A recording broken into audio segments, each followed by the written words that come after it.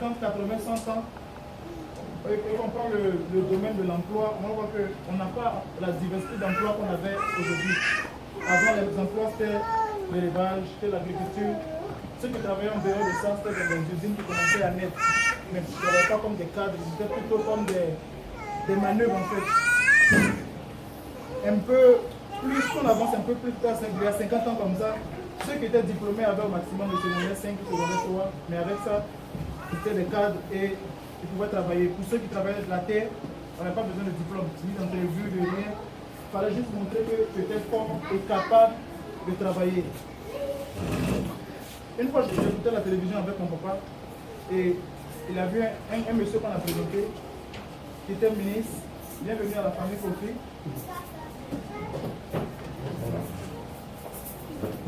Donc je parlais avec mon papa, on regardait la télé, on a vu un monsieur et dès qu'il a vu la fille, oh ça c'est mon ami. Bon, c'est nos aînés, on était ensemble au lycée de Boaké et lui il avait le niveau 5e. On avait besoin d'un directeur dans les années 80. On avait un directeur. Et l'année où on regardait dans les 2000, il était devenu ministre maintenant. Donc on n'avait pas besoin d'entrevue de diplôme, d'avoir un niveau élevé pour faire quoi que ce soit. Mais aujourd'hui, même pour le métier que chacun de nous déteste, il faut aller faire une entrevue. Tu veux aller balayer dehors, tu veux aller ramasser les ordures, tu veux faire quoi que ce soit, il faut faire une entrevue. L'entrevue, c'est comme si tu vas leur dire, voilà ce que je suis capable de faire. Voilà. Tu envoies ton CV, mais toi-même, on va te poser des questions pour voir un peu ce que tu es capable. Quelquefois, même pour aller, pour avoir un emploi, il faut passer un concours. Et on va sélectionner les meilleurs parmi les candidats. Si on compare un peu ces deux temps, c'est-à-dire avant, où on n'avait pas besoin de diplôme, de quoi que ce soit, et on compare maintenant, on se rend compte que peu importe ce qu'il fallait faire, il fallait avoir une base. Soit il fallait être fort, pouvoir travailler, il fallait être courageux, et puis il fallait avoir un petit diplôme, ou bien l'instruction, savoir lire et écrire pour avoir quelque chose à faire. Aujourd'hui, avec l'aide du Seigneur, je voudrais prêcher sur un message qui, je réfléchis mon motif pendant longtemps, mais c'est qu'attends-tu pour servir le Seigneur? Qu'attends-tu pour servir le Seigneur? Nous allons parler du recrutement le plus important, qui est celui de l'armée du Seigneur. Nous allons donc pour cela, pour mieux le comprendre, on va voir comment Jésus a recruté ses disciples. Parce que nous aussi, nous sommes disciples de Jésus. Prions tous ensemble le Seigneur. Père, alors que nous voulons entendre de ta part maintenant, nous prions que tu viennes, tu parles à nos cœurs. Quand tu parles, tu disposes nos cœurs, nos oreilles à t'entendre, que ta parole porte du fruit dans nos cœurs. Père, je prie que tu m'utilises, que je sois juste un canal qui parle à tes enfants. Non pas ce qui vient de moi, mais juste de toi. Donne-moi la force, le zèle de parler sans plein ni faveur, ni hésitation, afin que ton peuple soit sauvé, afin que nous puissions redresser nos voix, afin que nous puissions vivre pour toi. Honneur et gloire pour ça, dans Jésus. Nous allons prier au nom de Jésus, nous allons prier au nom de Jésus.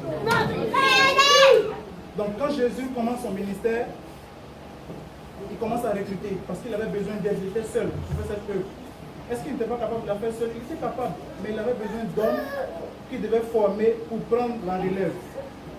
Mais Jésus ne va pas vers les responsables du temple, les sacrificateurs qui étaient là déjà, qui servaient depuis longtemps, selon la loi de Moïse. Il ne va pas vers eux, mais il s'en va vers des gens simples. Mais ces gens qui s'en vont voir là, on va le voir tout à l'heure, ils étaient tous occupés à faire quelque chose, c'est-à-dire à prendre soin de leur famille. Et c'est eux que Jésus s'en va voir. Dans Matthieu 4, Jésus rencontre deux frères, Simon et André.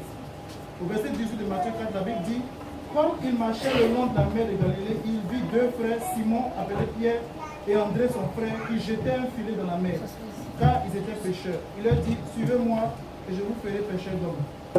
Verset 20, aussitôt ils laissèrent leur filet et le suivirent. En ce moment-là, comme on l'a vu peut-être au Québec ou chez nous, les gens travaillaient, les gens étaient des pêcheurs pour nourrir leur famille. Donc imaginez un peu des pêcheurs et deux frères qui pratiquent la pêche, qui viennent de la même famille. Et ils sont en train de pêcher, Jésus arrive vers eux, leur dit, laissez vos filets, suivez-moi. La Bible dit, aussitôt, ils le suivent. En lisant ce passage, je me suis posé la question, si aujourd'hui Jésus nous disait, nos enfants venaient nous dire, écoute, je laisse mon doctorat, je laisse tout, je viens servir Jésus, quelle réponse nous allons leur donner? Imaginez un peu le père de ces deux jeunes-là, en tant que les voir, laisser le filet et partir pour servir Jésus. Au verset 21, la Bible dit, de là, étant allé plus loin, il vit deux autres frères, Jacques, fils de Zébédée, et Jean, son frère. Ils étaient dans une barque avec Zébédée, leur père, et qui réparaient leurs filets. Il les appela, et aussitôt ils laissaient la barque et leur père et le suivaient. Donc les deux frères n'ont même pas hésité un seul instant. Malgré qu'ils étaient avec leur papa, peut-être que si j'étais à leur place, j'aurais dit, papa, est-ce que je peux partir? Mais ils n'ont même pas demandé la permission à leur papa. Ils ont juste abandonné leur filet et ils ont suivi Jésus. J'appelle ça un recrutement spécial parce qu'ils ne connaissaient pas celui qui les appelait. C'était un inconnu pour eux. Il apparaît juste alors qu'ils sont chercher leur gagne-pain. Ils doivent nourrir leur famille, ils doivent faire vivre leurs enfants. Il arrive, il leur dit, laissez tout et suivez-moi. Si j'étais à leur place, j'allais dire, écoute, au moins si on veut te suivre, on ne sait pas où on va, je vais aller vendre ma barque, je vais vendre peut-être mon filet, le peu de poisson que j'ai pour te suivre, mais non. Ils ont juste laissé toutes leurs affaires et ils sont partis comme des enfants.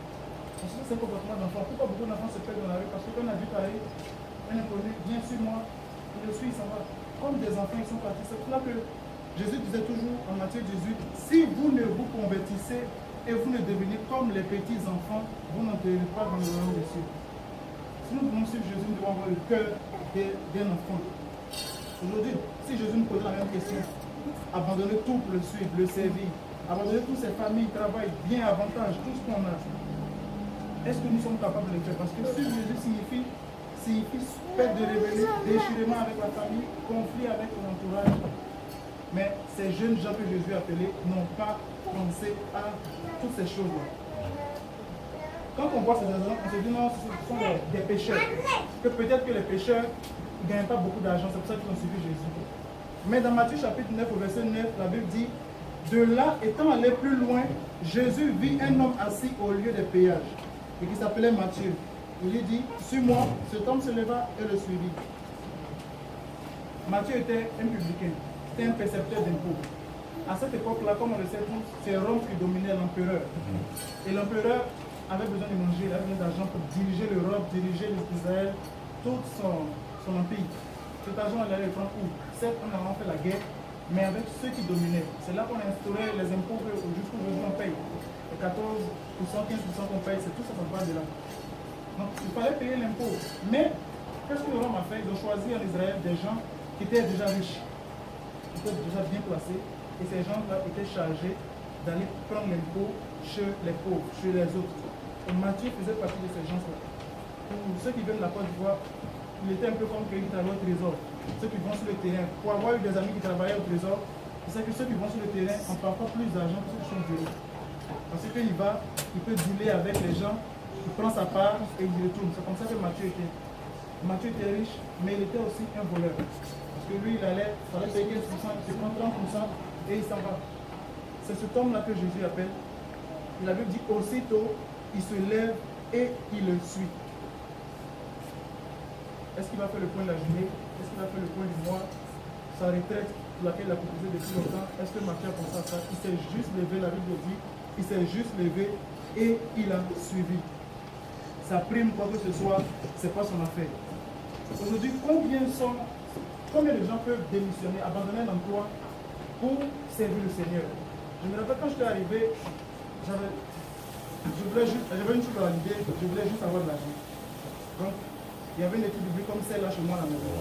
Tout ce que je faisais, donner l'argent à ma femme, cuisine, et vont manger, moi j'achetais l'argent. Et je partais travailler loin de la maison à 2h30, 3h. Tellement j'étais toujours fatigué, j'ai même dormi un jour dans le métro. Le métro est rentré avec moi dans le garage, il est ressorti, il a klaxonné sur moi, tout ça parce que je voulais avoir de l'argent. Activité de la semaine à l'église, c'était pas mon affaire, je voulais juste travailler. Pendant qu'on m'interpellait, il fallait juste laisser et aller de l'avant. Je ne comprenais pas ces choses-là et je voulais juste gagner de l'argent. Mais combien j'ai eu en réalité? Et puis combien je me battais? 11 $. Parce que juste à cause de tout. On s'attache à des choses qui sont sur la terre et ça fait que parfois on oublie qu'on est pèlerin sur la terre, on est juste de passage. Mais le fait qu'on s'attache à des choses, ça fait qu'on oublie et on commence à lutter et on s'égare progressivement. Un autre témoignage que Pasteur Saint a rendu, que la plupart d'entre vous savent, pendant qu'il travaillait à Belle, Dieu lui disait laisse ce travail pour le servir. Quand il a compris qu'il a laissé ce travail, c'est vrai que ça plongeait. Mais c'est là que Dieu l'a élevé, il a donné mieux que ça. Parfois on s'attache à ces choses qu'on pense mieux que nous et on laisse la voix de Dieu, on fait ces choses-là. Mais à ce moment, on se rend compte qu'on a perdu beaucoup de temps parce que Dieu n'a pas besoin de notre diplôme, de notre expérience pour nous donner ce qu'il veut. Il a juste besoin qu'on soit disponible simplement. On va voir deux autres exemples avant d'avancer. C'est dans Jean chapitre 1, verset 43. La Bible dit le lendemain, Jésus voulut se rendre en Galilée et il rencontra Philippe. Il lui dit, suis-moi. Philippe le suivit. Philippe était de Bethsaïda, de la ville d'André de Pierre. Philippe aussi à son tour rencontre Nathanaël et lui dit, nous avons trouvé celui de qui Moïse a écrit dans la loi et dont les prophètes ont parlé, Jésus de Nazareth. Philippe se lève, il suit Jésus. Mais lui ne s'arrête pas là contrairement aux autres. Il suit Jésus, mais il va parler à quelqu'un d'autre. Pour que cette personne puisse suivre Jésus à son tour. Notre rôle sur la terre, c'est de parler de Jésus autour de nous. Et les occasions ne manquent pas. Chaque jour, Dieu nous donne l'occasion de dire un mot, de dire une phrase qui va consoler le cœur de quelqu'un. Nous ne devons négliger personne parce que tout le monde autour de nous a besoin de Christ. Parfois, le problème, c'est qu'on a peur de la réponse. Comme Nathanaël répond à Philippe, il dit, peux-tu sortir quelque chose de bon de Nazareth? C'est comme ça que Nathanaël dit, on a peur de la réponse que les gens vont donner, mais ce n'est pas nous qui devons le travail. Nous, on parle et Dieu fait le reste. Hier, ceux qui étaient au service du soir à Saint-Laurent, ont entendu le pasteur Benji, il a donné un témoignage qui m'a édifié, celui du pasteur Pablo. Quelqu'un qu'on a invité à l'église, il n'avait pas le temps, il ne venait pas. Mais le jour où, tellement il a insisté, il est venu, c'était un jour de Noël. Et c'était les enfants qui faisaient leur prestation. Et on a prêché l'évangile, il s'est fait baptiser, il a reçu le Saint-Esprit. Pasteur Pablo, c'est. Il vient de quel pays? C'est pas un Africain. C'est pas un. Je sais que c'est un Européen. Oui, il a suivi les Exactement. Mais aujourd'hui, pasteur Pablo est au Congo avec le pasteur Kaosi, pour 3 semaines, en train d'évangéliser les Congolais. Juste parce qu'un enfant faisait un théâtre et il a parlé de Jésus. Ça touchait son cœur et aujourd'hui il est en train de faire Jésus. Invitons simplement les gens. Ne venons pas sur la lecture biblique à l'église. Invitons quelqu'un qui sait ce que Dieu va faire. Et qui sait si la personne qui a côté de toi sera le futur pasteur, le futur responsable, qui va te conduire même dans l'œuvre de Dieu. Invitons les gens sans. Parce que si nous gardons la parole de Dieu pour nous seuls, nous sommes égoïstes. Nous devons libérer la parole de Dieu. Tous ces gens que Jésus a appelés avec lui n'étaient pas parfaits. Parfois on pense qu'ils sont tellement parfaits, c'est pour ça qu'ils les appelaient. Non, ils n'étaient pas parfaits. C'est pour ça que beaucoup de personnes disent non, je ne suis pas encore bien, si tu sais ce qu'il y a dans mon cœur, non, je ne suis pas bien. Mais non, Dieu cherche juste des gens disponibles. Il a appelé David l'homme selon son cœur. Quand David a tué un homme, a couché avec sa femme. David a tué plus d'hommes, fait couler plus de sang que nous-mêmes qui sommes ici. Mais Dieu l'appelle l'homme selon son cœur. Matthieu était un voleur, comme on a dit. Il prenait l'argent des gens. Mais Jésus l'appelait à le servir. On a vu même aussi, on voit même Pierre. Jésus l'appelait Satan. Et Pierre, comme on peut, quand tu lis son histoire, c'est quelqu'un de très colérique, d'impulsif. Il allait jusqu'à couper l'oreille dans le jardin d'Éden d'une des personnes qui étaient venues arrêter Jésus. Mais c'est eux que Jésus avait choisi. Judas, qui était le trésorier de Jésus, qui était le trésorier de l'équipe, qui gardait l'argent. Jésus connaissait son cœur. Il était cupide. Mais c'est eux que Jésus avait choisi. L'avantage de nous, notre maître, celui qui nous recrute, c'est qu'il nous connaît. Regardons ce qu'il dit à Nathanaël. Au verset 47 de Jean 1. Jésus, voyant venir à lui, Nathanaël, dit de lui, voici un Israélite dans lequel il n'y a point de fraude. Nathanaël lui dit, d'où me connais-tu? Jésus répond, avant que Philippe t'appela, quand tu étais sous le figuier, je t'ai vu. Lui, il nous connaît, c'est pour ça qu'il nous appelle. Donc ne pensons pas que l'appel du Seigneur est juste pour un groupe de personnes, pour une catégorie. C'est pour nous tous. Dieu connaît nos faiblesses, connaît nos défauts, et c'est pour ça qu'il nous appelle. Parce qu'il veut qu'avec vos défauts, on aille chercher ceux qui ont ce même défaut-là pour les amener à lui. Dans Matthieu chapitre 10, Jésus nous donne quelques caractéristiques du disciple. D'abord, Jésus, sa mission, dans Matthieu 10, 23, sa mission était sur la terre, alors qu'il marchait, c'était d'enseigner, prêcher la bonne nouvelle du royaume et guérir toute infirmité. C'est ce que nous continuons de faire aujourd'hui. C'est pour ça que vous allez venir à chacun de nos services, on va juste prêcher la bonne nouvelle. C'est ce que Jésus était venu faire sur terre, et c'est ce qu'il indiquait à ses disciples de le faire. Ramener les cœurs des hommes vers Dieu, appeler le monde à la repentance. Ils ont tous fait ça, depuis Jonas, depuis Noé, tout le monde, jusqu'à Jean-Baptiste Jésus, fait ramener les gens à Christ. Repentez-vous et prêchez la bonne nouvelle. Et c'est ce que les disciples devaient faire. Matthieu 10, verset 8 dit, guérissez les malades, ressuscitez les morts, purifiez les lépreux, chassez les démons, vous avez reçu gratuitement, donnez gratuitement. Les malades qui guérissent parmi nous, ce n'est pas l'œuvre d'une personne, mais c'est l'œuvre de Dieu. c'est pratiquement l'œuvre de Dieu et ne pensons pas que c'est un homme qui le fait. C'est ça que je voudrais avec l'aide du Seigneur dire à quelqu'un, si quelqu'un te demande juste, donne-moi de l'argent, je vais prier. On l'entend, mais on peut le vivre. Donne-moi de l'argent, je vais prier pour toi, pour que tu guérisses. Donne-moi ceci, je vais te donner de l'huile spéciale qui va faire ceci. C'est pas biblique. C'est pas biblique du tout. La Bible dit, vous avez reçu gratuitement, donnez gratuitement. Au verset 9, la Bible dit, ne prenez ni or de Matthieu 10, ni argent, ni monnaie dans vos ceintures, ni sac pour le voyage, ni deux tuniques, ni souliers, ni bâton, car l'ouvrier mérite sa nourriture. C'est comme Jésus nous avait dit, ne prenez rien. Ne prenez vraiment rien. Ce qui est sur, comme vous pouvez aller nu, ce qui est sur vous, la prenez juste ça et allez-y. C'était un appel à compter réellement sur le Seigneur. À compter sur lui sans hésiter. Parce qu'en route, Jésus savait qu'en route, ils allaient avoir besoin de nourriture. Ils allaient avoir besoin de vêtements, de bâtons pour se protéger contre l'ennemi, les insectes, les animaux qui pourraient attaquer. Mais il a dit, ne prenez rien. Il faut juste compter juste sur moi. Je voudrais dire à quelqu'un de compter simplement sur Dieu. Si tu décides d'être disciple de Jésus aujourd'hui, compte simplement sur lui. La Bible dit dans Matthieu 6, 25, ne vous inquiétez pas pour votre vie de ce que vous mangerez, ni pour votre corps. De quoi vous serez vêtus. La vie n'est-elle pas plus que la nourriture et le corps plus que le vêtement? Nous ne devons pas nous inquiéter quand nous décidons de quoi que ce soit. Parce que le Maître a promis prendre soin de nous. Et Dieu prend soin de ceux qui le cherchent. Marc 10, 28 dit, ça c'est Pierre qui parle à Jésus. Un jour, alors que tout devient difficile, la marche devient difficile, ils ont laissé leurs parents, il n'y a plus de poissons, ça devient difficile, il faut compter sur un miracle de Jésus. Il s'arrête et il dit à Jésus, voici nous avons tout quitté et nous t'avons suivi. Mais Jésus lui répond, verset 29, je vous le dis en vérité, il n'est personne qui, ayant quitté à cause de moi et à cause de la bonne nouvelle, sa maison, ou ses frères, ou ses soeurs, ou sa mère, ou son père, ou ses terres, ne reçoivent au centuple, présentement dans ce siècle, des maisons, des frères, des soeurs, des mères, des enfants, des terres et des persécutions, avec des persécutions, et dans le siècle à venir, la vie éternelle. Amen. Jésus est en train de dire, si tu abandonnes tout pour me suivre, ça va être difficile, mais tu as quitté une maison, je vais donner une maison plus tard. Tu n'as rien perdu en fait. Tu as perdu des frères, tu auras des frères. Mais il ajoute que ça vient avec des persécutions. Dieu veille sur sa parole pour l'accomplir fidèlement. Certaines personnes vont dire, depuis mon enfant, je sers le Seigneur, je vis pour lui, mais rien n'a changé. Ma vie est la même, mes parents sont les mêmes, c'est la même galère, rien n'a changé. C'est vrai que je suis dans la maison du Seigneur. Vous savez, quand nous commençons à servir le Seigneur, à vivre pour lui, la Bible dit que nous commençons à amasser dans le ciel un trésor que ni la teigne ou la rouille ne peuvent détruire, ne peuvent toucher. Tout ce que nous voyons, auquel nous aspirons, que la Bible a cité, les terres, les maisons, tout ça va passer. Mais la seule chose qui va rester, c'est ce que nous avons fait pour le Seigneur, ce qui va nous attendre dans le ciel. Mais le problème de nous, en tant que disciples aujourd'hui, c'est que nous regardons seulement aux choses matérielles, à juste ce qui est ici. Mais la Bible dit dans Hébreux 11 que c'est dans la foi qu'ils sont tous morts.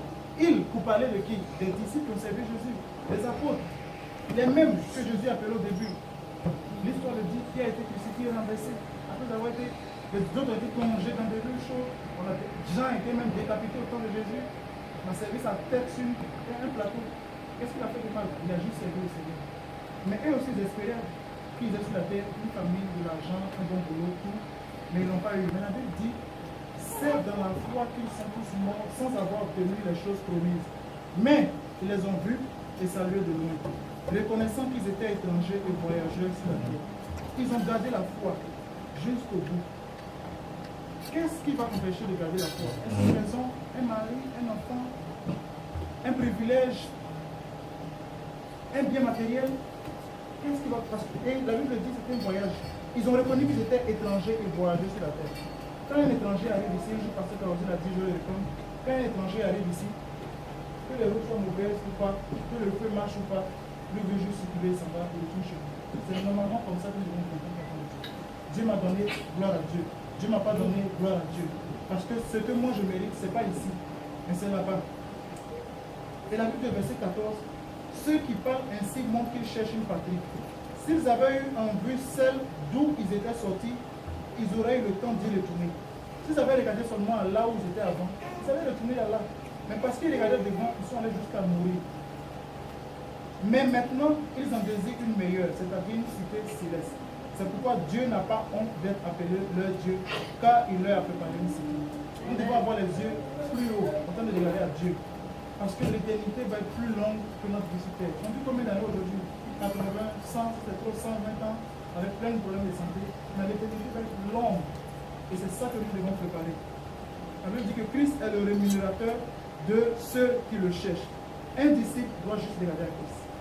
Comme celui qui va le rémunérer, celui qui va prendre soin de lui.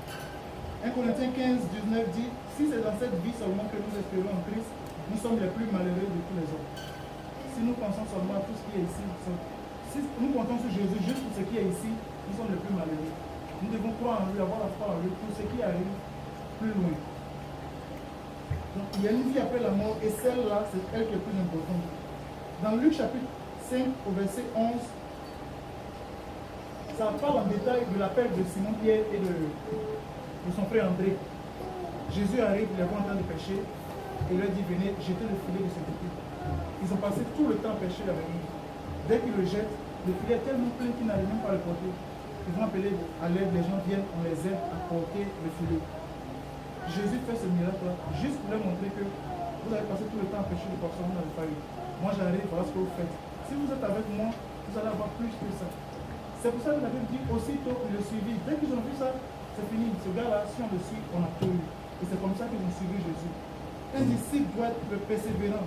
La Bible dit dans Matthieu 22, 10, 22, vous serez haïs de tous à cause de mon nom.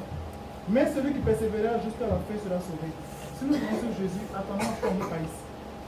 Attendons à ce qu'on nous critique, qu'on nous calomnie. Le verset 25 dit, il suffit aux disciples d'être traités comme son maître et aux serviteurs comme son Seigneur. S'ils ont appelé le maître de la maison Belzébul, à combien plus forte raison appelleront-ils ainsi les gens de sa maison? Tout ce qu'on a fait à Jésus, on va nous le faire. J'ai vu dans Matthieu 9, 24, quand Jésus est venu dans la maison, la fille était déjà morte. Il a dit, oh la fille dort, elle n'est pas morte. La Bible dit, on se moquera de lui. On se moquera de lui, on va se moquer de nous. Parce que nous sommes ses disciples. Quand il a commencé à faire des miracles, on dit, oh, c'est pas le pouvoir de Satan qui le fait. Matthieu 9, 34. On l'a calomnié. Nous aussi, on va nous calomnier. Mais nous devons être persévérants. Et Jésus dit, ne les craignez donc point, car il n'y a rien de caché qui ne doivent être découverts, ni de secrets qui ne doivent être connus. Tout ce qu'on planifie dans le secret comme toi va être révélé juste pour la gloire du Seigneur. Au verset 28 de Matthieu 10, il dit, ne craignez pas ceux qui tuent le corps et ne peuvent tuer l'âme. Craignez celui qui peut faire périr l'âme et le corps dans la géhenne. C'est pour ça que les disciples ont accepté de souffrir jusqu'à la mort, parce que Jésus les avait préparés. Et aujourd'hui, nous parlons encore, ne craignons pas ceux qui peuvent tuer le corps, mais craignons celui qui peut tuer le corps et l'âme dans la géhenne. Au verset 29, il dit, ne vendons pas deux passereaux pour un sou, cependant il n'en tombe pas un à terre sans la volonté de votre Père. Et même les cheveux de votre tête sont tous comptés. Ne valez-vous pas plus que ne valez plus que beaucoup de passereaux? En fait, Jésus est en train de dire les moineaux, les oiseaux, les pigeons qui volent là. Il n'y a pas un qui meurt sans que lui ne l'ait décidé. Le Seigneur nous dit ça pour que nous soyons encouragés dans notre marche avec lui. Il n'y a pas un qui meurt sans qu'il nous l'autorise. Donc est-ce que nous ne voulons pas plus que ces animaux-là? Donc rien ne doit nous inquiéter. Ni la malédiction. La Bible dit que la malédiction, l'enchantement ne peut rien contre Jacob. Rien ne doit nous inquiéter quand nous suivons Jésus. Ni la magie, ni le vaudou, ni quoi que ce soit. En inquiétant dans les choses matérielles, on monte à un autre niveau spirituel. Rien ne doit nous inquiéter. Mais nous devons plus faire confiance à Dieu. Et il dit, même nos cheveux sont sous son contrôle. Ça veut dire que les domaines les plus insignifiants de nos vies, Dieu s'en inquiète et il s'en occupe. Il attend juste qu'on lui fasse confiance. Au verset 32, il dit, quiconque me confessera devant les hommes, je le confesserai aussi devant mon Père qui est dans les cieux. Mais quiconque me réunira devant les hommes, je le réunirai aussi devant mon Père qui est dans les cieux. C'est l'heure de choisir de vivre pour le Seigneur. Chaque jour, nous avons l'occasion de confesser Jésus devant Dieu, devant les hommes. Nous avons aussi l'occasion de le réunir. Mais malheur à nous quand ils disent, si nous le réunions, il va nous réunir aussi dans le ciel. Matthieu 10 au verset 34, il dit, ne croyez pas que je sois venu pour apporter la paix sur la terre. Je ne suis pas venu pour apporter la paix, mais l'épée. Je suis venu mettre la division entre l'homme et son père, entre la fille et la mère, la belle-fille et la belle-mère. Je suis venu mettre la division entre l'homme et son père, entre la fille et sa mère. Et l'homme aura pour ennemi les gens de sa maison. Celui qui aime son père et sa mère plus que moi n'est pas digne de moi. Celui qui aime son fils ou sa fille plus que moi n'est pas digne de moi. Normalement, quand Jésus arrive, le premier objectif, c'est d'apporter la paix. Mais une chose que nous savons tous, c'est que quand tu te convertis, tu fais baptiser au nom de Jésus, tu commences à vivre le Seigneur. La première chose qui arrive, ce sont les conflits. Le premier résultat, ça ne va pas être la paix, ça va être un conflit d'abord. Parce que ton mode de vie va commencer à déranger autour de toi. C'est ça que Jésus parle de, je ne suis pas venu apporter la paix. Vous allez commencer à me suivre, attendez-vous à voir autour de vous des gens se lever, dire c'est quelle manière de vivre ça, c'est quelle manière d'habiller, c'est quelle manière de penser, c'est quelle manière de faire ça. Tu penses que toi, tu es comme ci, tu es comme ça. Attendons-nous à voir ces choses-là arriver. Mais quand ces choses vont arriver, il faut que nous puissions avoir en tête que ça fait partie du processus. Nous sommes en train de traverser parce que les mêmes personnes-là vont revenir plus tard. Les mêmes personnes qui avaient crucifié Jésus, qui avaient calomnié Jésus, sûrement il y en avait parmi les 3000 qui se sont convertis quand il a prêché. La preuve, pourquoi je suis qu'il y en avait? Parce qu'ils lui ont demandé, homme frère, que ferons-nous? Parce que Pierre lui a dit, c'est vous qui l'avez crucifié, c'est vous qui avez fait ceci. Entre ces deux intervalles, il n'y a même pas un an. C'est sûr que les mêmes personnes qui ont fait ça sont revenues plus tard.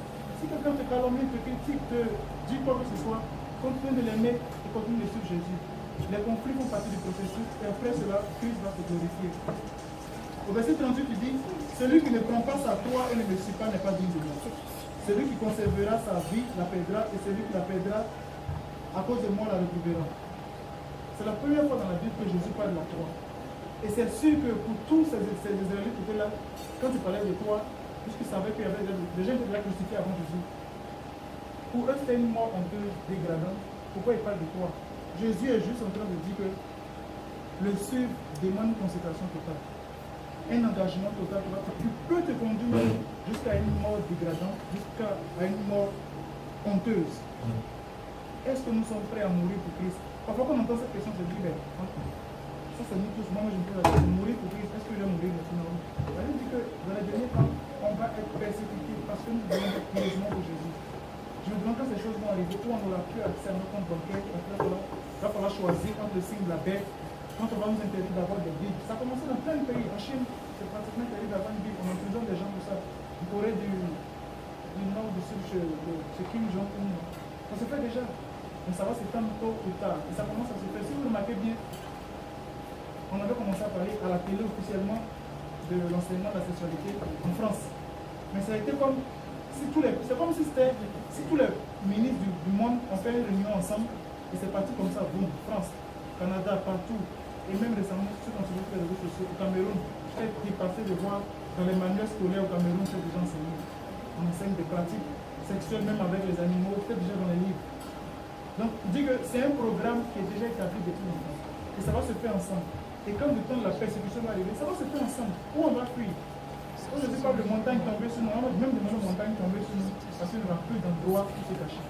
C'est pour ça que dès maintenant, nous devons accepter de porter notre croix. Et porter sa croix, c'est accepter d'aller au bout, même jusqu'à la mort humiliante, la mort honteuse. Aujourd'hui, Christ est en train de nous appeler à le servir. On a longtemps pensé que servir, c'est juste une, deux, trois personnes qui doivent le faire. Nous sommes tous des serviteurs. Comme le pasteur sait de vous, nous sommes tous des pasteurs. Nous sommes tous des pasteurs pour nos familles, pour nos amis, pour tout le monde autour de nous. Nous sommes tous des pasteurs. En Matthieu 10, 37, Jésus dit, la moisson est grande, mais il y a peu d'ouvriers. Jésus était seul quand il a commencé son ministère. Il a appelé 12. Des 12, un seul prêche le jour de la Pentecôte et 3000 personnes se convertissent. Et après ça, tous les autres se mettent en branle, commencent à aller partout. Et aujourd'hui, nous sommes là. Aujourd'hui, nous sommes là parce que quelqu'un nous a parlé de Christ. Je dois comprendre peut-être 30 secondes chacun. Pensez à qui t'a parlé à Christ. Il y a quelqu'un qui a sacrifié sa famille, sacrifié son temps, sacrifié son argent, son carburant pour aller juste te parler de Christ. Cette personne avait choisi d'être disciple de Jésus. Mais à ton tour, tu vas juste rester là, profiter de ce paquet que Dieu t'a fait, cette grâce, cette faveur que Christ t'a fait, et puis le garder pour toi seul, alors qu'autour de nous, plusieurs meurent. Dieu nous connaît tous. Il connaît nos faiblesses. Il sait ce qu'il a mis en chacun de nous. Il avait déjà choisi Pierre, André, tous ceux-là, avant même la fondation du monde. Et cette prophétie que la Bible nous donne dans Jérémie, pour le Seigneur dit à son serviteur, avant que je t'eusse tissé dans le ventre de ta mère, je t'avais choisi. Ça s'adresse à chacun de nous, ça ne s'adresse pas à une seule personne. Parce qu'une seule personne n'a pas capable de faire le capable, mais c'est chacun de nous. Ça s'adresse à chacun de nous. Nous devons nous engager réellement pour le Seigneur. Nous devons nous engager réellement pour être ses disciples. Être un disciple, c'est difficile. On va apprendre du maître, on va apprendre par l'expérience. Qui a appris par l'expérience? Quand il disait à Jésus des choses, c'est pas que Jésus disait arrière de moi, Satan. Mais il n'a pas baissé les bras, il a continué. Plus tard encore, il dit oh, je vais te suivre. Jésus lui dit il a renié, il a appris par l'expérience. Mais quand il s'est relevé, il est allé jusqu'au bout de cette principe. Le premier pas pour être disciple de Christ, c'est de revêtir le nom de Jésus par les eaux du baptême. Tu dois passer par les eaux du baptême, revêtir le nom de Jésus par les eaux du baptême, être rempli du Saint-Esprit. Et ça ne prend que ta volonté, ça prend juste ta disponibilité. En toute chose, ça ne prend que ta disponibilité. Dieu est un gentleman, comme parfois le pasteur nous le dit. Il ne viendra pas se fermer comme ça, viens, tu vas me servir. Viens, tu vas me servir. Il n'a pas dit, vous deux, suivez-moi, sinon. C'est-à-dire, venez, suivez-moi. Et ils l'ont suivi, ils sont partis. Parmi ceux qui ont décidé de le suivre, Judas a décidé de suivre le mauvais chemin. Judas avait même l'occasion de se repentir, s'il le voulait, mais ce n'est pas repenti. Il a préféré aller jusqu'au bout. Mais Dieu veut qu'on aille jusqu'au bout avec lui, jusqu'à la mort. Levons-nous tous ensemble, nous allons nous adresser au Seigneur. Chacun de nous est un disciple. Chacun de nous est un disciple qui doit aussi former, si vous pouvez vous lever s'il vous plaît, est un disciple qui doit former aussi d'autres disciples. Si notre marche chrétienne se fait juste avec nous et qu'en arrière, il n'y a pas de disciples, il y a un problème. Il y a un problème. Il doit y avoir des gens qui disent, oh, il y a 10 ans que je suis arrivé, c'est lui qui m'a enseigné le biblique, aujourd'hui je suis là. Pas parce que nous allons avoir la gloire qui vient avec, mais juste parce que ça nous permet de comprendre nous aussi que nous sommes en train de servir Dieu. Élevons la voix, parlons tous au Seigneur, chacun doit parler au Seigneur. Que le Seigneur l'aide dans sa faiblesse, l'aide là où il est, lui donne la force de s'engager et d'aide un disciple. Attention à la caméra.